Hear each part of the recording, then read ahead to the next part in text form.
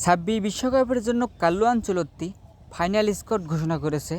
২৬ সদস্যর চূড়ান্ত স্কোয়াড ঘোষণা করেছে কার্লো আনচেলত্তি। নেইমার জুনিয়র দলে ফিরেছে।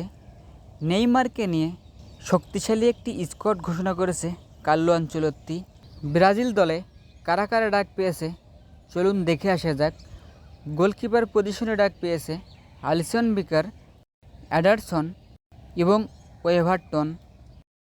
ডিফেন্ডার পজিশনে ডাক পেয়েছে Alexsandro, Bremer, Danilo, Douglas Santos, Gabriel Magalhaes, Ibanez, Leo Pereira, Marquinhos, Wesley. Midfielder পজিশনে ডাক পেয়েছে Bruno Guimaraes, Casemiro, Danilo, Fabinho, Lucas পাকিয়াতা।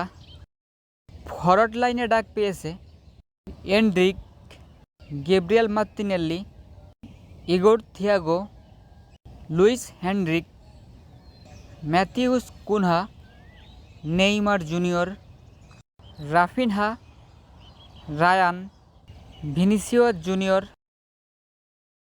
২৬ বিশ্বকাপের জন্য কার্লো আনচেলত্তি এই স্কোয়াডটা ঘোষণা করেছে। চূড়ান্ত স্কোয়াডে নেইমার থাকবে, এটাই ছিল সবার প্রত্যাশা। এবং কার্লো আনচেলত্তি নেইমার জুনিয়রকে নিয়েই ২৬ সদস্যর স্কোয়াডটা ঘোষণা করেছে।